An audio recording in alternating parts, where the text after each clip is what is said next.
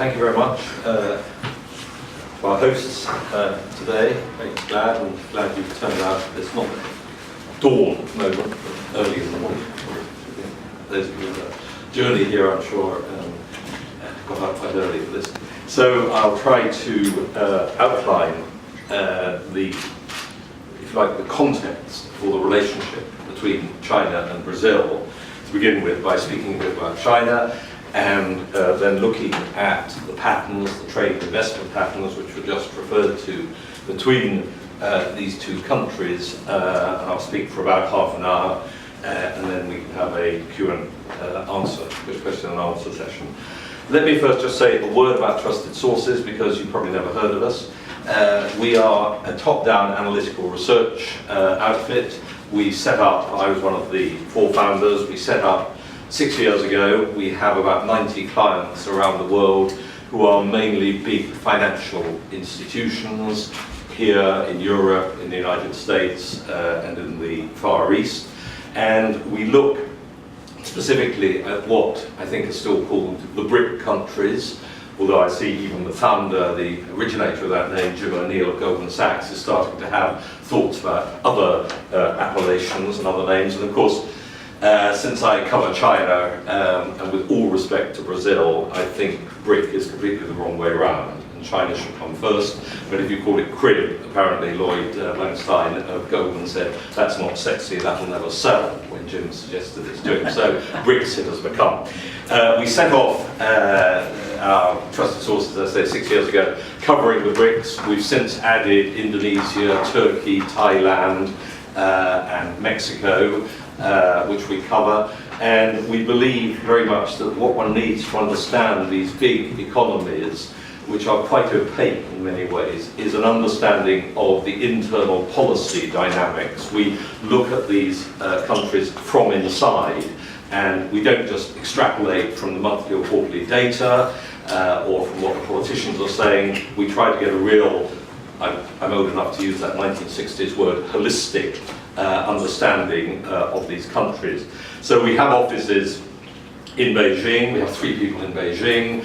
We have 2 people in Moscow. We have 2 people in India and 2 people in Sao Paulo, plus a global economics team which looks at the overlay, if you like, and draws together what is going on in these individual countries. For China, as I say, we have 3 analysts based in Beijing, plus myself. I run the China team from London, although I spend a lot of time in China, and 1.5 other Chinese analysts. I say half because she also does other work for us, who are covering China from here. And I cover the big policy issues, as well as having a rather strange interest in Chinese agriculture, which I'll talk about a bit later on. The head of our Beijing office, Bo Zhuang, covers mainly the macro economy. We then have sector specialists on consumer affairs, property, infrastructure, etc., etc. So that's broadly trusted sources. I should also say we're completely independent. We set it up with our own capital, so we're not beholden to anyone. And as the chief research strategist at one of the big, I will leave it unnamed, American investment banks once said to me, leaning over a lunch table in Hong Kong, how nice it must be, Jonathan, to be able to write what you really think. In other words, we don't handle any money and we're not pushing any shares. So, China. I'll start off by saying something about where we are with China, and particularly with the leadership change which is about to take place next month. You'll all be familiar with the Chinese growth story. This has been probably the most important single global economic development of this century. The roots of this growth go back to 1978, when Deng Xiaoping, lifelong communist, he joined the party as a teenager while he was a student in France, won out in the fairly vicious power struggle that followed the death of Mao Zedong. And Mao had virtually brought China and the Communist Party to their knees with the 10 years of the Cultural Revolution. Deng, who was a patriot first, wanted to rebuild China as a great power, and as I say, a lifelong communist, he wanted to rebuild the Communist Party as the vehicle, the sole tenant, if you like, of that new greatness for China. And his one great insight was that the way of doing this would be through economic growth, not through ideology, not through expansion of territory. China was already quite big enough and had quite enough people. What was needed was economic growth. It was not, as I was saying to somebody a moment ago before this talk, that Deng woke up one morning and read an economics textbook and thought that's rather a good idea. This was a pure political power play by Deng. So those around him, the economists around him, saw that you could rebuild China and build this growth through a combination of cheap labour, abundant cheap labour, hundreds of millions of people in rural China waiting to get into the manufacturing labour force, through cheap capital with huge household savings in China and state savings, and through the existence of benign external markets which wanted to buy cheap deflationary Chinese goods and thereby make up for the deficiency of Chinese domestic demand. So all these three factors came together and produced this spectacular growth pattern which we've seen particularly since 2000. And you'll see that although growth dropped during the downturn at the end of 2008, it never fell below 7%, which is pretty good.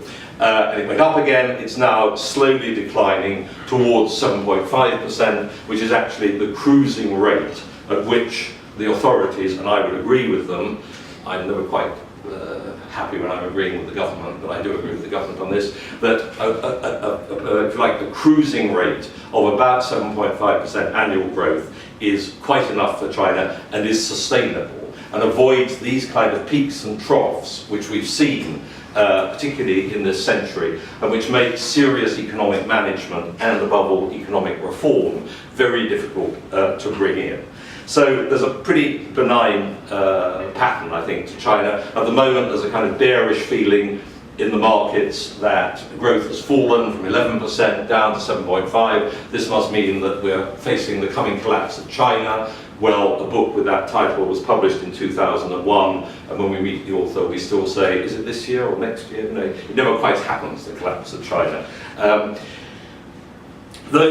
That growth rate and the size of China and the 1.4 billion population bring out all these superlatives. This comes, I've just published a new book on China, which I will plug now, called Tiger Head, Snake Tails, which is an overview of China, politics, economics, society, foreign relations, history, environment, demographics, and everything else. And when I was writing it, my wife, who reads what I write behind me and corrects it, at one point she said, "Very good, but aren't there rather too many superlatives here? Everything was bigger, longer, greater." And I have at the office a competition that I will give a bottle of good champagne to the first one of my colleagues who finds something in which China is the world's smallest, and we still haven't done it there. So you get all this overwhelming size of China, but at the same time the important thing to remember about China is that while it's very big in lots of ways, it's also very small. It's made up of lots and lots of small elements in China. You get, that's why I've used the title of my book, Tiger Head, very big, but snake tails, lots of little things down on the ground. And for instance, if you take the biggest property company, property developer, China Vanke, it has about 3.5% of the market in China. Chinese agriculture, and we'll come back to that because it's very important for Brazil, is incredibly fragmented. All land belongs to the state, which then gives rural households, each one a sustenance-sized plot of land. This means millions of tiny plots of land all over China, and we'll come to the inefficiencies of that and what that may mean for Brazil in a moment. Pigs, which are very important in China. China has 55% of the world's pigs, another statistic I came across in doing the book, but only 10% of those pigs are kept in managed pig farms. The rest are in pigsties, backyards, all over the place. So the pork cycle in China, which is the main driver of inflation in China, is completely out of hand. It goes up and down, up and down, up and down, as these rural households with 2 or 3 or 4 pigs buy when pig prices go up, slaughter the pigs, there's oversupply, prices fall, then you have a shortage of pigs and the price shoots up again. This cycle goes on and on. In lots of ways, therefore, China is a lot of little things coming together. The typical Chinese enterprise, not the big state enterprises, but particularly private enterprise, is in fact a cluster of small enterprises. If you take this shirt, which was probably made in China, it doesn't say so on the label, this would be produced by a shirt maker in, say, Wenzhou in eastern China. But that shirt maker would be, as it were, the assembler and would buy in the collar from one family, the label from another, and put them all together. So you have this strange mixture in China of the very big and the very small. Sitting on top of this story is the Standing Committee of the Politburo of the Communist Party. That sounds rather cumbersome, but they are the people who run China. China is still a Leninist state. It's the last major Leninist state on earth. That's to say the Communist Party is more powerful, more important than the government. People often talk about the government of China, but the government is subsidiary to the Communist Party, which has its own, they're called leading groups, on all policy issues, which outrank the government. When Jiabao, the Prime Minister, when he comes to England, the British press reports on him as if he's the head of the country. David Cameron, let us say. Pretty much when Hu Jintao, the party secretary, who's also state president, travels, people always refer to him as President Hu. But in fact, the important thing is that Hu is head of the Communist Party, and Wen Jiabao, as we saw when he started talking out of line with the party, can be slapped down by the Communist Party whenever it so wishes. So the Politburo, which is 25 people, is the top body of the Communist Party, and at the moment the Standing Committee, which meets the whole time and is the ultimate power source, has 9 members. Next month, at the 5-yearly party congress, the date's just been announced for the 8th of November, which is kind of interesting because this is a country which officially banned superstition when the communists took power in 1949. But 8 in Chinese is a lucky number because it sounds like wealth or riches. And it's interesting that the Olympic Games in Beijing opened at 8 o'clock in the evening on the 8th day of the 8th month of 2008, and the Communist Party has chosen the 8th of November on which to open its Congress. At that Congress, 7 of the 6 or 7, it's not absolutely sure, but let's say 7, of these 9 men, and they are all men, and they're all wearing smart business suits, and you'll notice they all have wonderfully lustrous black heads of hair, which I'm deeply jealous of.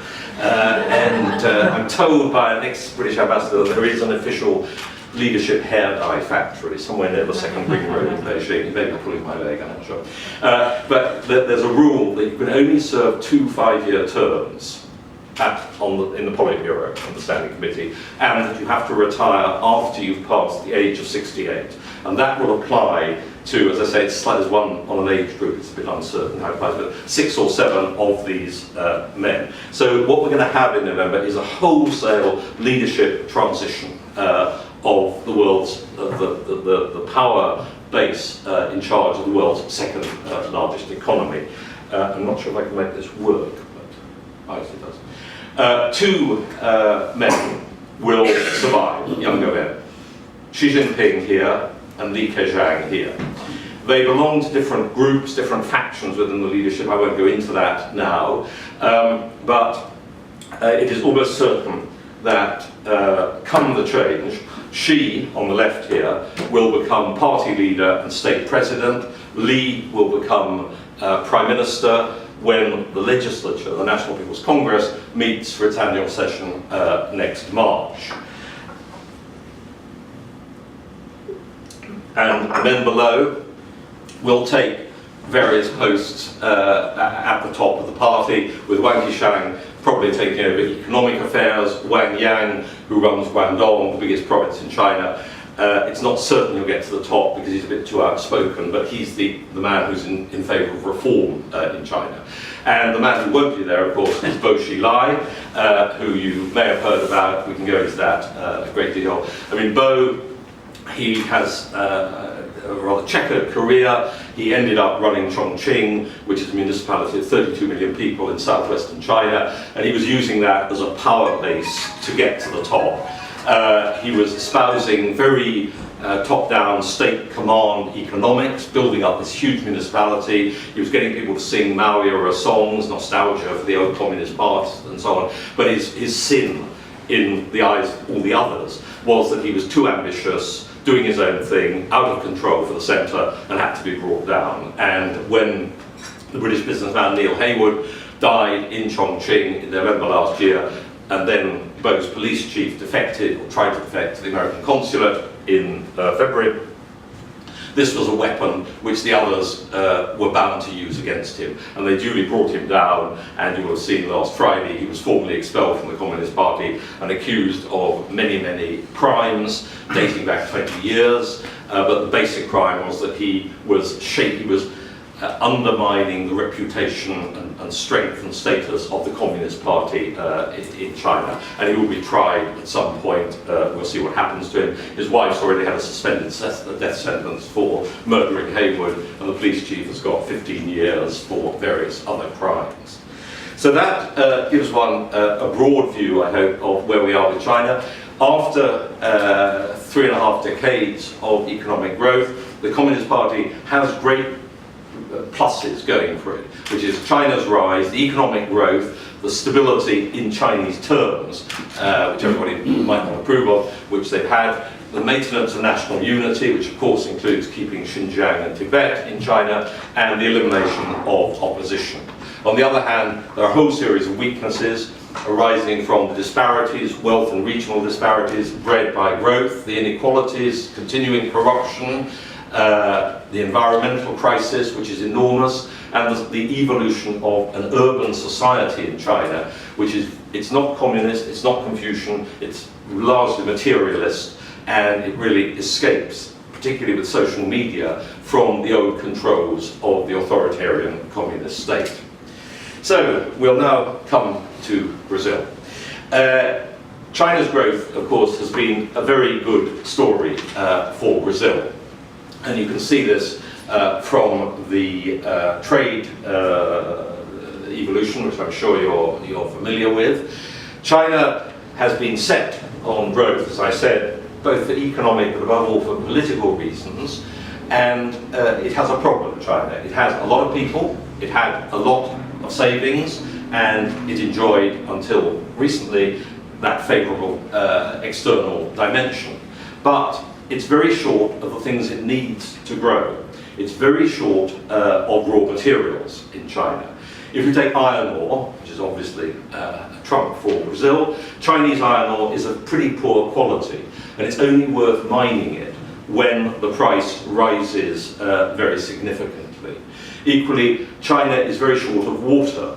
And both industry and agriculture use a lot of water, and they use it very inefficiently, because water prices are about 1/3, 1/4 of what they should be for a country at China's stage of development. And of course that leads to enormous wastage of water.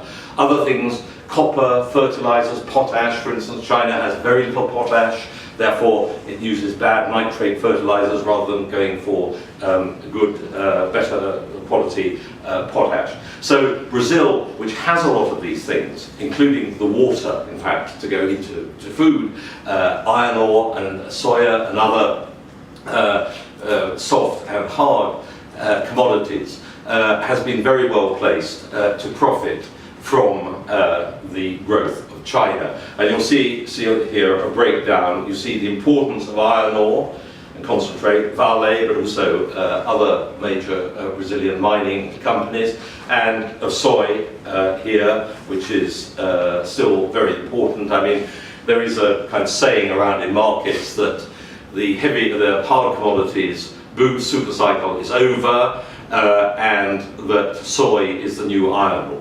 And there's a certain amount of truth in that, if you, certainly as far as China is concerned, if you look at the import figures.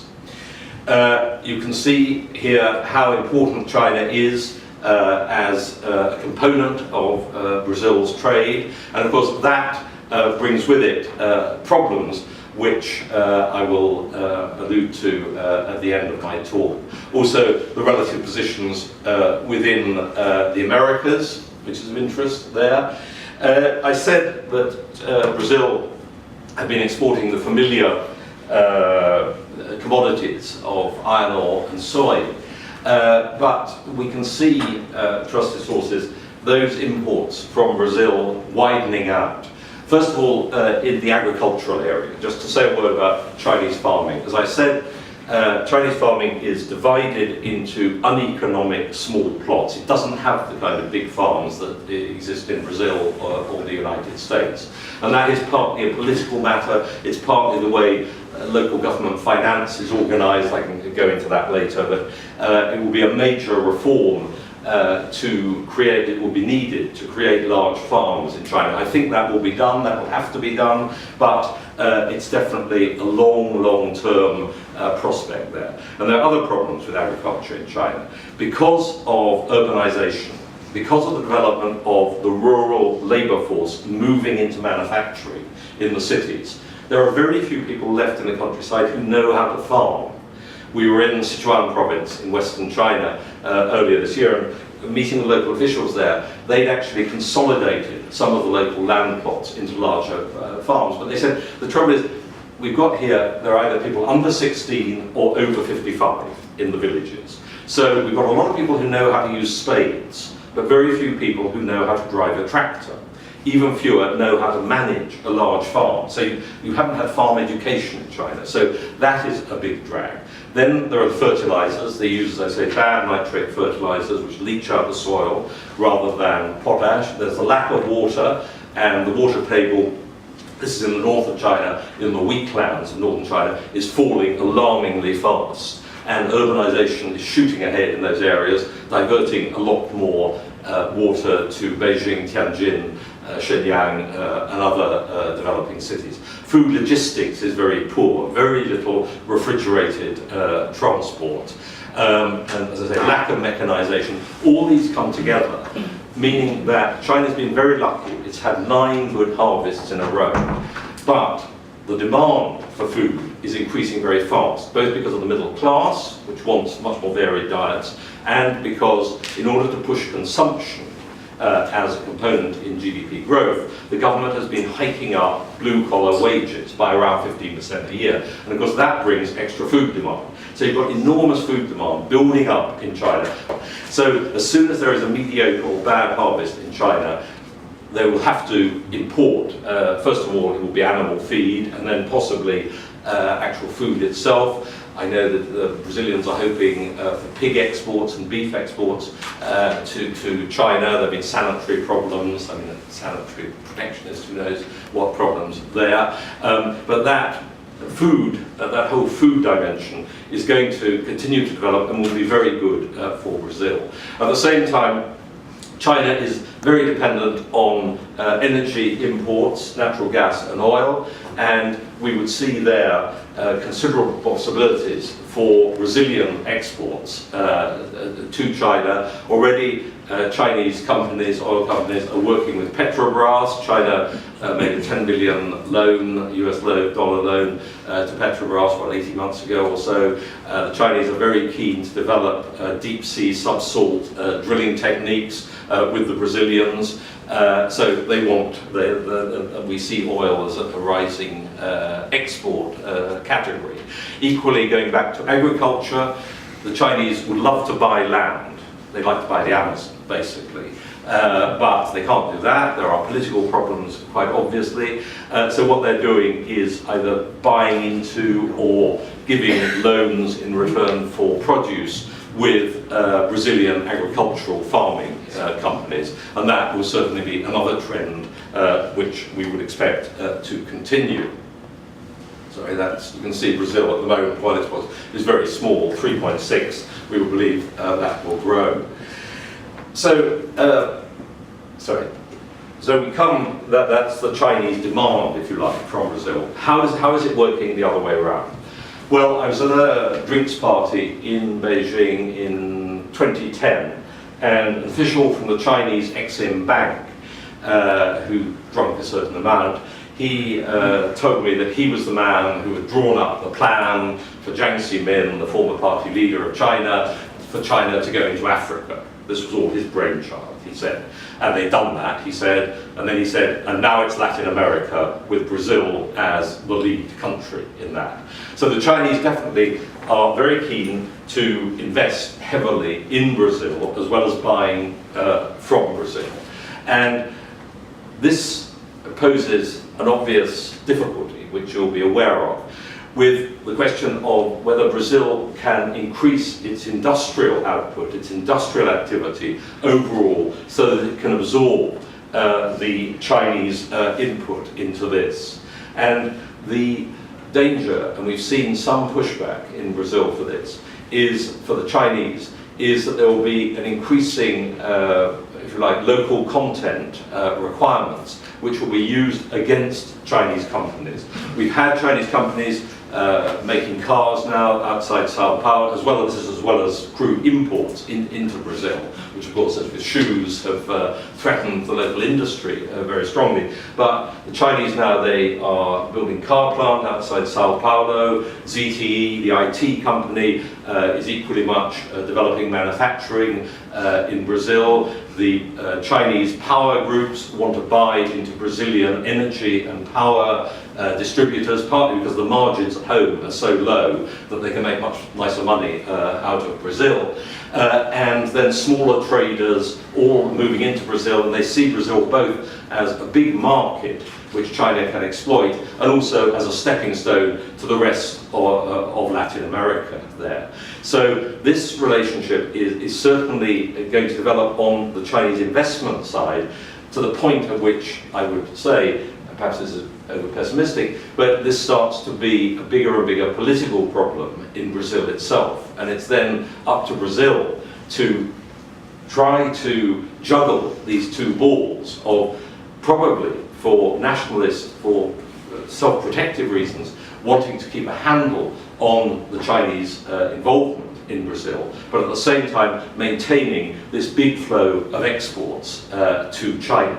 And of course the danger in this whole story, for all its optimistic side, is that Brazil has become simply too dependent on selling iron ore, other minerals and soft commodities to China. And that if the Chinese start to play hardball, you will get into a tussle between the first and the last of the BRICS, or if Chinese demand falls in a sustained manner, that Brazilian miners and others may find themselves with overcapacity.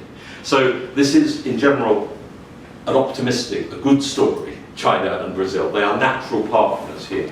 But how it is going to be managed in the years ahead will require, I think, a lot of fine-tuning, a lot of good political judgment, and we may see there how big these economic interests are as against the potential downsides, which come partly from politics and partly from the uncertainties over China's growth.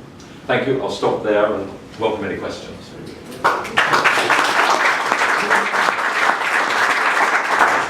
Thank you very much, Jonathan. So we have time for questions. Anyone want to start? Mike. Michael Charlton from Rio Negotiators. You mentioned that the 7.5% growth rate was a cruising rate. Are you suggesting then that there's been active economic management to bring growth down to 7.5%, or is it the fact that the global economy has slowed and clearly China's growth rate has slowed with it? It's both. I'll say that.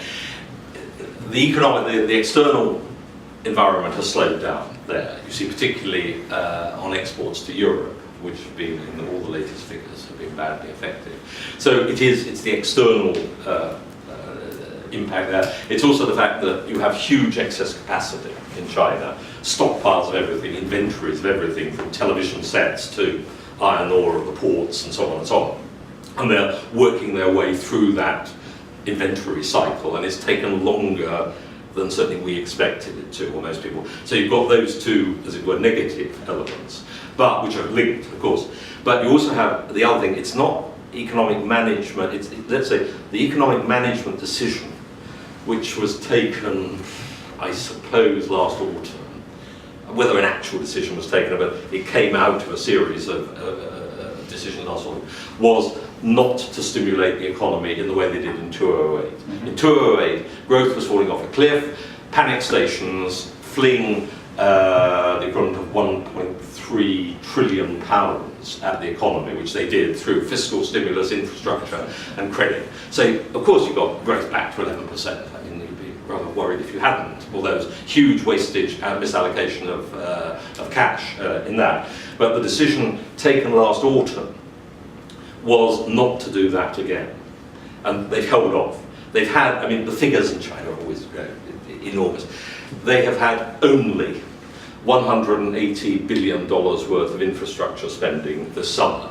You know, that sounds a lot, but actually that's planning, it's not actual spending. A lot of that is local authorities saying, we're going to do this, but actually, we haven't got the money to do it. So this is dependent on the central government ponying up the money. You've got Guizhou, one of the poorest parts of China, which announced in July that it was going to spend 3 trillion yuan, that's 300 billion pounds, on building a lot of Disneylands. Well, I don't think we'll ever see those light of day. It hasn't got any money, and the party secretary just went off to a better job in Beijing.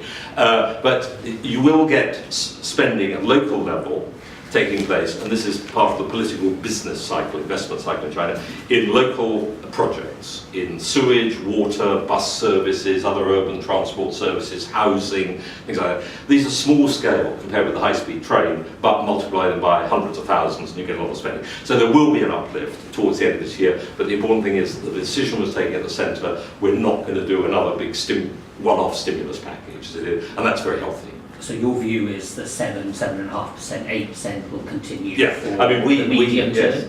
We do every quarter, we do an outlook report for the Chinese economy. In fact, one's coming out at the end of this week. And this time last year, we were predicting 7.5% growth for the middle of 2012. And the whole market was saying, oh no, you're far too bearish, it'll be 8.5 to 9%. Well, we were proved right, let me say. This time, we now find ourselves having taken that, having been bearish a year ago. Now people think we're kind of bullish because we think it'll be 7.5 going up to 8%. Okay. I mean, just the perceptions of China. It's one thing. One day, I was speaking to a client actually in Brazil about the outlook for the Chinese economy. This was the beginning of this year. And at the end, after the call, he sent me an email saying, thank you very much for your thoughts. You're rather bearish on China. You're rather down on China compared with things. That afternoon, I went to speak to a big investment fund in the city, and as I left, the CIO said to me, golly, you're the most bullish person I've heard for a long time. So, you know, China's half full, half empty, depends where you're coming from. You had a question? Yes, the privatisation of the utilities in China, is that going ahead? No. With the new government? I think they'll be very slow. I mean, they will introduce some private or some, let's say, non-state capital into, not so much into railways above all. They'll start with the railways and with dedicated coal lines there. But the problem, let's say, in the power sector in China is one, who would want to invest in China? You've got coal prices fairly market driven there, and you've got electricity prices controlled at a lower level. You're going to lose money. Water, as I say, according to the World Bank, the water rate, the average price of water, so in China is a quarter of what it should be. Desalination plants, which is a private, semi-private enterprise in Tianjin, have been set up with Israeli technology, and the water they produce, it costs 3 times as much to produce that water as the rate you can sell it at. So they should. I mean, if I was in charge of China, I'd let those kind of prices rip and say, let the market bring in efficiencies. But the trouble with the reforms that should be done, including in utilities, is that you've got to get to grips with the state-owned enterprises, who are the most powerful vested interest and lobby in China, and politically very powerful too. And if you did the kind of structural reforms and the kind of market opening reforms you're talking about, you would cut 2% off growth and increase inflation by 3 points. And this new crew, who I showed you a moment ago, have no track record for taking risks. Thank you. Thank you. Short term, that's for stability. Medium term, it's bad. Right. Carlos. Yes, Carlos Caicedo from Exclusive Analysis. I saw one of your tables, the trade surplus, overall trade surplus, but the manufacturing relationship between Brazil is in deficit. Would you like to elaborate more on this expected confrontation, possibly? And based on two particular cases I remember. The first one was last year. President Rousseff introduced the local content policy in which a car-making company has to source 30% of the sources, etc. And the main casualties were the Chinese companies. Yes. So you wonder immediately how this relation. Secondly, Vale built these super carriers of coal to be specifically designed for Chinese ports. Yes. But when they were arrived, they would refuse the right to arrive there. Yeah. So basically, is something that it looks a great story, but at the same time, how would you see cases like that, and how the Chinese will read these protectionist measures against the car companies? And secondly, I'm sorry about I asked for a second question.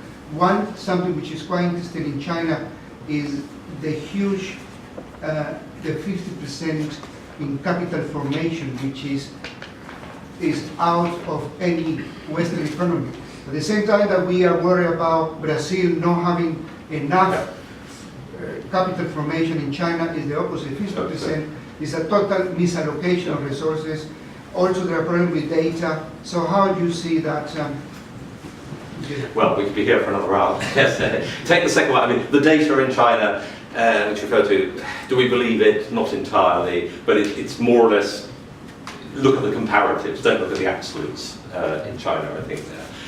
Miss out the capital, yeah, I mean, there's been far too much capital formation, far too much investment in China and fixed asset investment. There's no doubt that the economy is completely unbalanced. I mean, this is one of the great ironies, many ironies about China. Here we have, say, the last major communist state on earth, but wages account for almost just about half the amount of national income that they do in the United States, the most capitalist country. So, it's capital that's done very well, and particularly with the 2008 experiment, throwing money at infrastructure, yet more the importance of property, which is one of the most important, if not the most important, economic driver, is equally the case. And the government is trying to rebalance away from investment towards consumption, but when I talked to somebody at the party school about this, he said, yes, we'll go ahead, we'll do this plan. It's 2 5-year plans. So, it's a long-term thing. And of course, the temptation of referring them to stimulus packages to throw, because the state's still got a lot of money in China, to throw money at yet more capital formation is overwhelming there. On the first issue, I mean, very briefly, of course the Chinese don't like the kind of local content measures. There has been talk that what they should do is to invest in the suppliers of components to car manufacturers, i.e. you go down the lane, you get into local content by actually having a 49% ownership of the suppliers of the components and so on. But that is, you're absolutely right. I mean, that is, and I mentioned it in my talk, that is one outstanding thing. The Vale case is very peculiar. I don't quite understand it. I mean, people say it's the Chinese shipbuilders who want basically a guaranteed amount of ore to be moved in Chinese ships, and that their lobby was behind this. I can't swear to that, but that's the story that I've heard in China there. And then of course, you've got the whole Batista development too for China. I mean, a lot is riding on this. But I think, as I say, I think there are probably some squally waters ahead. Yeah, Peter Raymond, ADOS Holdings. Taking a private equity perspective, okay, and in light of the key points that you've addressed here today, what are some particular growth sectors and niche markets you feel are good for inward investment into China, whether it's a Brazilian company or externally? Consumer goods in general. I mean, following on from my answer to the last question, the consumption story will continue. 15% increase in consumption per year. The government is set on that. They're set on, because of the imbalance towards capital, because of the need to rebalance the economy, they'll go on pumping money into consumption. Wage increases are a bit less than this year so far than they were the last 2 years, but certainly a decision was made in, I think it was exactly August 2010, to put money into consumption. And the interesting thing was we met in Beijing an official of what's called the All China Trade Union Federation, which is the monopoly trade union body and is run by the Communist Party and has always worked for the owners, for management, who actually pay for it. It's to keep the workers in line. And this guy from the provinces had been summoned to Beijing to undergo government courses in collective bargaining. And he was told your job now is to get 15% increases from the government, and that is going through undoubtedly, and that's part of a bigger story of productivity enhancement there. So consumer goods which can enjoy which enjoy a niche particularly. There are very few national markets in China. They're nearly all regional markets. Find a good regional producer of consumer goods, whether it's food, whether it's apparel, whatever it is, which will appeal to the national cell there. Secondly, manufacturing investment will push ahead in China, there's no doubt. They have to because of the wage increases. You've got, this goes all the way, Foxconn, which you may be familiar with, which put together my iPhone, yes, in Shenzhen. They are planning, which is Taiwanese owned, of course, Honhai, they are planning to install 1 million robots in their factories by 2015. The owner says, in order to allow workers to have a more fulfilled life. I think I can say there's not a reason for it myself. So it goes all the way from that down to when we were in Sichuan, which I referred to in the spring. We visited a lot of small, medium-sized manufacturing, which is still back in the 1920s. I mean, it's literally metal bashing, manual metal bashing and so on. So there's enormous room for automation and mechanisation, I think. And the third sector, which I would identify would be logistics. China can make things, it's not very good at moving them around within China. And China's a difficult place. So good logistics firms, I mean, one of those factoids about China, I'm not sure where it came from, by the way, 50% of Chinese road haulage companies have one truck, and they just do one-way journeys and come back in. So companies which can organise logistics in China, and there are various European companies involved in that, Swiss and others who have got joint ventures. But you're up against some cultural problems there. We visited a logistics firm, one of the biggest private ones in eastern China, and the chairwoman said, we're trying to get things more efficient. We put GPSs in computers in the cabs, but the drivers either don't use them or disable them, because they don't want us to know where they're spending the night. So, it's the old story. It's a management story a lot in China. It appears this huge tiger's head of efficiency, but there are a lot of glitches along the way. Isn't healthcare another big? Healthcare, but it's been, I was going to say, why I didn't say healthcare is, yes, healthcare is going to be huge in China, because they're finally launching a health program, but it's been, in a sense, over-invested for the moment, and certainly the shares have been overbought there. I'd wait a little bit for that, because everybody piled into it. Goldman Sachs said, this is the most important investment opportunity in the world. Well, yes, but it's going to take 10 years to reach fruition. But I know private equity are very patient. So, one question there. Ash Bishop from Strategic Asia. Interested in your comments about China's spent a lot of time and propaganda saying that it's tackled its inequalities over the last 20 years. So Brazil is now in its growth pattern. What's your view about how it's going to sell the same story or not? Brazil, or? Brazil.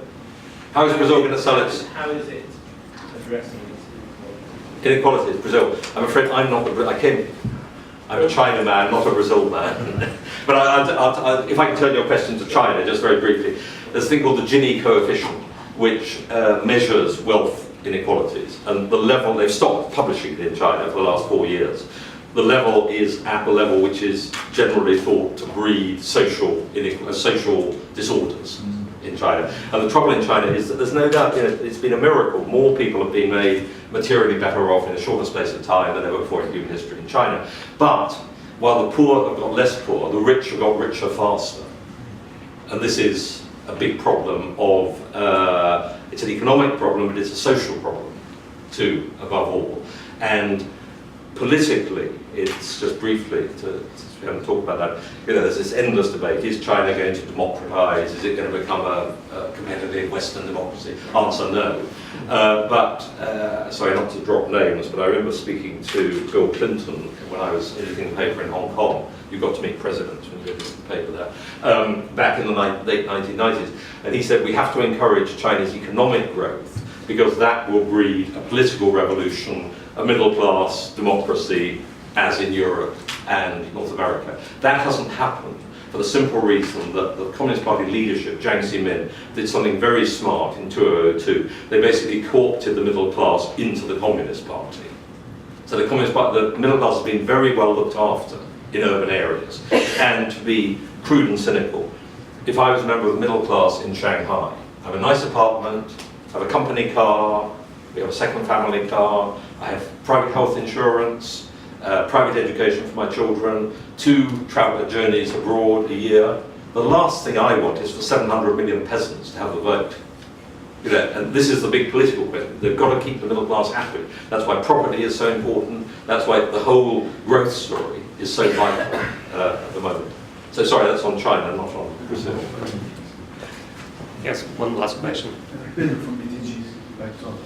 First on the transition, government transition that we were talking before, you see this episode of Boschilai just as one-off, something isolated, or you see this in a broad fracturing scenario within the Communist Party? You had also this disappearance of the Xi Jinping for some time. So, a second one, if I may, just on the growth, your growth scenario, you said that you see some scenario of stabilization here. On what do you think are going to be the triggers for that? Sorry, for the triggers for the stabilization, the growth scenario, not seeing any prospect for it? Well, as I said to the first questioner, they don't want, unless they absolutely have to have a broad brush stimulus package. What you'll get, and this is the political investment cycle in China, which we've looked at. We have this transition at the top, which I talked about, and I'll come to that in a second. But equally, you have rotation of local officials at provincial and sub-provincial level in China every 5 or 10 years. Again, they do 5 years, then they move on. What happens is that if you want a career in China as an official, you're judged on growth, on the GDP growth that you deliver for your province or your city or your county or whatever it is. In your last year in your job, you don't do anything because you don't want to leave a growth legacy for your successor. You go into a new job, you have a few banquets, get to know the people, and then you launch lots of small-scale infrastructure projects. And that is exactly what's happening at the moment. The NDRC, which is the planning body that approves these, is besieged now by local authorities with projects. It's keeping central control, which it lost in 2009, but it's ticking off on those. And that's where you'll get the upturn with that. Secondly, the inventory cycle will wind down towards the end of this year, beginning next year. Personally, I think Li Keqiang, who I spoke there, will launch a big cheap housing, social housing program next year, which has been smoke and mirrors so far, but will be much more real at that point. So that's where we see the upturn. But when we say an upturn, it's not a rebound, it's a soft recovery there. On Boschilai, well, what it showed was, as I say, that there's a phrase which was used, I'm putting out a report on this today, in fact, under Mao Zedong, for regional leaders who tried to get too powerful. They were known as mountain topists, and you have to cut them off the mountain top. They were trying to set up kingdoms on their mountain tops and so on. And that's what Boschilai was trying to do. And at some point, and I think it was November last year, I was in Beijing at the time, and this is what I heard, that it had become known that if he got to the standing committee of the Politburo, let's say to the very top, the job he wanted there was to be in charge of the police and the internal security, which is incredibly powerful in China. And in Chongqing, he launched this huge anti-crime campaign, anti-mafia campaign, but which in fact had netted all his political enemies and business enemies too. And if I was one of the other people at the top, I'd say, hey, I don't want this guy in charge of the police. I mean, he'd wiretapped the Hu Jintao when he visited Chongqing. He was out of control from that point of view. So he's a one-off in that sense. And what happened was that Hu Jintao's group, Xi Jinping, who I talked to, and Jiang Zemin, the former leader, who's come back and is still now quite quite a lot of power has come back, and probably attended the Politburo meeting last Friday that condemned Bone. They all came together and say, we've got to stop this guy. So I think, you know, it's kind of, there are groups at the top in China, there is fragmentation, but they came together in the face of Bo Xilai. The interesting question, just to finish, is Wang Yang, who I showed a photograph of, who runs Guangdong, and he's the only man at the top who actually was an industrial worker, which is unusual in the Communist Party leadership, but secondly, who actually has a reform agenda. I'm already hearing, oh, he's talking out too much. He's another mountain topist. So that's why I'm quite leery, pessimistic about the prospect for real serious reform in China, because it's the consensus that counts, not the policy changes. Yeah, thank you very much. I don't want to end on a downbeat note, because I don't believe in the coming collapse of China, as I said. Can you make just a comment about the situation with Japan and in the China Sea? It's got more serious than it was, but I think still it'll be brought down, it'll be controlled, and it's been largely rhetoric from the Chinese side. What's interesting is that Japan has taken a much tougher line. The Chinese always think the Japanese will bow and give up, but this time the Japanese have taken a much stronger line. The danger for China is that it will find itself in a situation which will spiral out of control. Something will go wrong. You know, two boats will hit each other, or who knows what, and that China will at the same time find itself on bad terms in a confrontation with Japan and possibly South Korea, and with Vietnam, the Philippines down to the south on both sides, with America holding the strategic advantage over the top of that, and India off on the side. And the Chinese always see India as, you know, meddling and trying to make trouble. But I won't go into this now. I can send you a piece I did for the London School of Economics on this a little while ago, but I think the trouble with China is it doesn't really have a coherent foreign policy. It knows what it wants. It wants resources, it doesn't want people to interfere in its internal affairs, it wants respect. But apart from that, it reacts one-on-one, and that's a danger in itself. Well, thank you very much, Jonathan. Thank you.